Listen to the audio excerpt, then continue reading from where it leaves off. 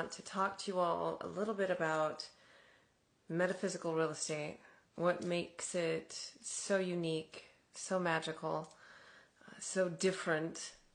Because a real estate transaction is anything but transactional, right? There is of course, people that just want to accumulate real estate and add it to the portfolio, and in their minds they're thinking, oh, it's just a transaction.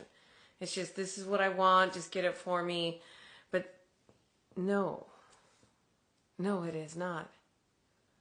Not to the building, not to the house, not to the foundation, not to the energies in which you are claiming to be yours. Now, I know that sounds like way, Kimberly, what the hell are you talking about? So a couple of examples of just very obvious recognition of energy within the walls of your surroundings, right? I want you to think to a time when you were maybe overseas in a different state, visiting a city, and you went into a very old building, an old church, an old factory. And when I say old, I'm talking at least 100 years, at least, late 1800s. And if you're in Europe, a 1500.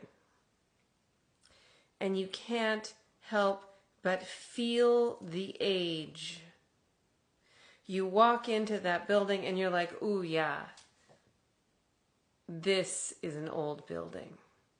I can feel that this is an old building. The energy of the place, the energy of the soils. Another example is when you go back to, like, say, your hometown, or maybe the school, the grade school, and it's been 20 years, and you go back to the grade school. You can't help but feel almost transported when you're inside the old schoolhouse or the old building. The deja vu that you sometimes feel. There is energy in absolutely everything, and especially in a foundation in which people spend most of their time in. So, back to the example of real estate not being just transactional. So we've acknowledged that every house, every building, every foundation has a unique feel to it, right? Even when you're, in an apartment building and you're picking out a particular apartment, you're picking one out because of the way it makes you feel, right? You like the aesthetics, you like the smell, you like the view, you like the way you feel when you're in this apartment. So, what happens when we decide to move from our foundation? It is very, very similar to when we find ourselves wanting to heal.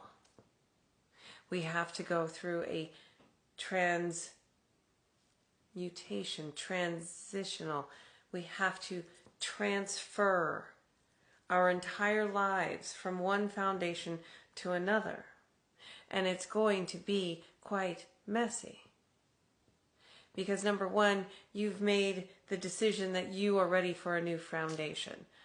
And number two, now you have to look around you and pull everything out.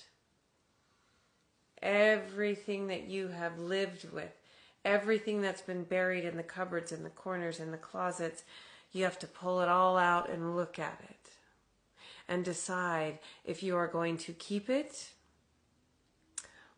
or throw it away. And this is exactly what we do in healing thyself. We go within ourselves. We unpack everything. And sometimes we need help unpacking things. So we ask for help. We go to professionals. We get help unpacking everything. changing the foundation and where you live is very much a part of the healing process and starting a new chapter in your life. You can't expect to expand and evolve sitting in the same foundation for the rest of your life. And if you do decide that you're going to stay in that foundation, you have to continually change it, purge it, and clean it out and give it new life. See, that's what happens is people begin to get comfortable. They like all their things, they like the way it looks, and they become stagnant because they get comfortable and they don't want to. So when we go to move, which that's another excuse people have, the excuse of, oh, I'm not ready to, I want a new foundation, I want to move, but it's too much work. I've been here too long, I've got too much stuff here. That's more of a reason. That's more of a reason. Again, you're trying to heal yourself. You're trying to become a better person. You're going within your own self to clear yourself out, yet you're not doing that with your surroundings. People who remain in the same foundation without changing anything become a part of that sedentary foundation, and that's not what you want. You want to continue to evolve, right? So I'm talking about the metaphysical aspects of real estate and why I started my practice, my unique practice of both metaphysical and traditional real estate packages.